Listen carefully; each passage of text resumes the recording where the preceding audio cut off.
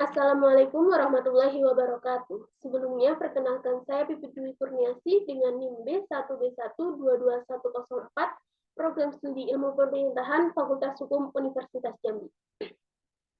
Tujuan saya membuat video ini yaitu untuk memenuhi salah satu tugas mata kuliah Tata Kelola Keuangan Pemerintahan dengan dosen pengampu Bapak Wirmi Eka Putra. Baiklah, dalam video kali ini saya akan menjelaskan materi mengenai pendapatan anggaran dan belanja negara. Di mana dalam materi pendapatan anggaran dan belanja negara, di sini saya akan menjelaskan mengenai 3 submateri, yaitu yang pertama pengertian anggaran, yang kedua kebijakan anggaran, dan yang terakhir kebijakan APBN dan pengalaman Indonesia. Masuk ke materi yang pertama, yaitu pengertian anggaran. Yang dimaksud dengan anggaran atau budget ialah suatu daftar untuk pernyataan terperinci tentang rencana penerimaan dan pengeluaran untuk suatu kegiatan dalam jangka waktu tertentu, biasanya 1 tahun. Sedangkan menurut Abdul Hafiz Tanjung, di dalam bukunya yang berjudul Akuntansi Pemerintahan Daerah menyatakan bahwa anggaran merupakan pedoman tindakan yang akan dilaksanakan perusahaan atau organisasi mengikuti rencana pendapatan belanja, transfer atau pembiayaan yang diukur dalam satuan uang yang disusun menurut klasifikasi tertentu secara sistematis untuk suatu periode. Dan anggaran pendapatan belanja adalah rencana keuangan tahunan pemerintah negara Indonesia yang disetujui oleh Dewan Perwakilan Rakyat atau yang biasa disebut dengan DPR, di mana APBN di sini berisikan daftar sistematis dan terperinci yang memuat rencana penerimaan dan pengeluaran negara dalam 1 tahun anggaran, dimulai dari tanggal 1 Januari sampai dengan 31 September.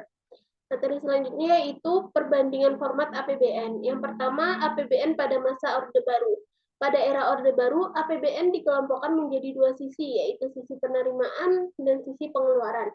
Di mana di sisi penerimaan, pengelompokan dibedakan menjadi kelompok penerimaan dalam negeri atau penerimaan rutin dan kelompok penerimaan pembangunan. Dan di sisi pengeluaran juga dikelompokkan menjadi kelompok pengeluaran rutin dan kelompok pengeluaran pembangunan. Yang selanjutnya yaitu APBN menjelang akhir masa Orde Baru. Pada APBN tahun 1997 sampai dengan 1998, menjelang berakhirnya pemerintahan Orde Baru, pos penerimaan dalam negeri dikelompokkan menjadi pos penerimaan dari minyak bumi dan pos penerimaan di luar minyak dan gas alam. Di mana penerimaan di luar minyak dan gas alam sebenarnya berupa penerimaan yang berasal dari pajak. Di antaranya yaitu berupa pajak penghasilan, pajak pertambahan nilai, bea masuk, bea cukai, pajak ekspor, pajak bumi dan bangunan, pajak lainnya, penerimaan bukan pajak, dan laba bersih minyak. Di sini penerimaan pembangunan tetap berupa bantuan program dan bantuan proyek. Di sisi pengeluaran, ada pembedaan antara pengeluaran rutin dan pengeluaran pembangunan. Seperti sebelumnya, pengeluaran rutin terdiri dari pengeluaran untuk gaji pegawai, belanja barang, subsidi daerah otonom, bunga dan cicilan utang. Pengeluaran rutin lainnya seperti untuk subsidi BBM dan lain sebagainya. Dan yang terakhir yaitu APBN masa Orde Otonomi Daerah. Berlakunya sistem desentralisasi pemerintahan dengan sistem daerah otonomnya telah melahirkan sistem anggaran. Seperti biasa, setiap anggaran belanja dikelompokkan menjadi pos penerimaan dan pos pengeluaran. Tetapi pos-pos yang ada di dalam era otonomi daerah berbeda dengan yang dianut pada masa pemerintahan Orde Baru, di mana pada pokoknya budget harus mencerminkan kebijakan penerimaan dan pengeluaran pemerintah yang rasional baik secara kuantitatif maupun kualitatif. Masuk materi yang selanjutnya yaitu kebijakan anggaran. Kebijakan anggaran adalah suatu teknik untuk mengubah pengeluaran atau penerimaan negara saat perekonomian guncang baik karena inflasi atau deflasi. Suatu kebijakan ekonomi dalam rangka mengarahkan kondisi perekonomian untuk menjadi lebih baik dengan jalan mengubah penerimaan dan pengeluaran pemerintah. Dalam kebijakan anggaran ada 2 perekonomian, yaitu perekonomian tertutup dan perekonomian terbuka. Yang pertama yaitu perekonomian tertutup. Perekonomian tertutup dijalankan oleh negara tanpa adanya hubungan kerjasama dengan negara lain, sehingga tidak terjadi ekspor dan impor barang. Dalam perekonomian tertutup belum dibicarakan sektor perdagangan luar negeri, yang seringkali merupakan sektor penting yang mempengaruhi perkembangan ekonomi nasional. Dalam perekonomian tertutup ada 2 anggaran, yaitu anggaran belanja tidak imbang dan anggaran belanja seimbang. Anggaran belanja tidak seimbang biasanya akan mempunyai pengaruh yang berlipat ganda terhadap pendapatan nasional, di mana perubahan tingkat penghasilan itu akan ditentukan oleh besarnya tingkat atau angka multiplier.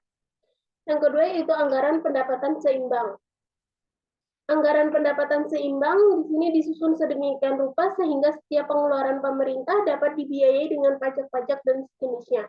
Kalau pajak di sini bersifat lump sum dan setiap pengeluaran pemerintah dibiayai dengan penerimaan pemerintah dari pajak, maka kebijakan ini akan menaikkan penghasilan sebesar satu satuan.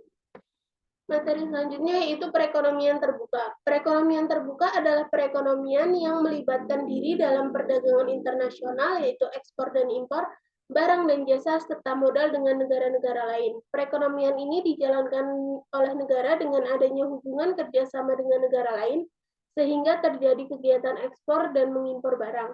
Pada sistem ekonomi yang terbuka, terdapat kemungkinan dari produsen untuk melakukan kegiatan ekspor barang dan produk dagangan dengan tujuan pasar-pasar di negara lain atau sebaliknya, melakukan kegiatan impor atas bahan mentah dan bahan penolong, serta mesin atau barang jadi dari luar negara.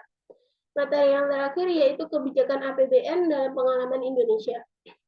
Pengalaman sebelum Orde Baru memberi pelajaran kepada masyarakat Indonesia bahwa kebijakan defisit belanja menyebabkan perekonomian mengalami inflasi yang sangat parah, sehingga perekonomian gagal tumbuh dan malah mengalami stagnasi yang diikuti dengan kekacauan sosial dan politik. Saat itu belum ada pembangunan, investasi digantikan spekulasi dan semua infrastruktur jalan, pelabuhan, listrik, dan irigasi rusak parah. Berdasarkan pengalaman tersebut, Orde Baru berupaya mengatasi kesulitan yang ada dengan memperkenalkan anggaran berimbang dinamis dengan kebijakan pendukung pembangunan di atas trilogi pembangunan stabilitas nasional, pertumbuhan ekonomi, dan pemerataan. Stabilitas nasional mencakup stabilitas di segala bidang, baik politik, sosial, maupun ekonomi.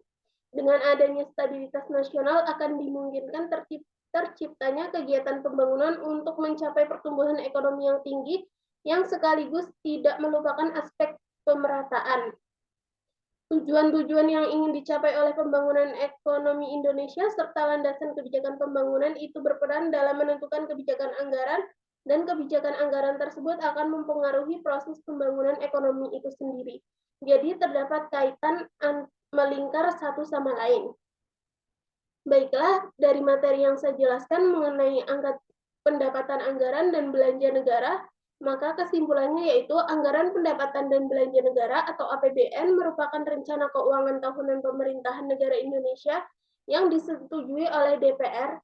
APBN berisi daftar sistematis dan terperinci yang memuat rencana penerimaan dan pengeluaran negara selama 1 tahun anggaran. APBN, perubahan APBN, dan pertanggungjawaban APBN setiap tahunnya ditetapkan dengan undang-undang. APBN disusun untuk memperoleh gambaran lebih dalam tentang kondisi keuangan pusat atau daerah, serta menilai kinerja pemerintah dalam mengelola keuangan dan memperkirakan kondisi keuangan di masa depan. APBN disusun dengan tujuan untuk mengatur pembelanjaan daerah dari penerimaan yang direncanakan supaya mendapat sasaran yang ditetapkan, antara lain untuk menciptakan pertumbuhan ekonomi dan kemakmuran masyarakat. Pemahaman yang baik tentang APBN sangat penting dalam mengelola keuangan negara dengan bijak dan memastikan keberlanjutan pertumbuhan ekonomi dan kesejahteraan masyarakat. Sekian materi mengenai pendapatan anggaran dan belanja negara yang dapat saya sampaikan. Saya akhiri. Wassalamualaikum warahmatullahi wabarakatuh.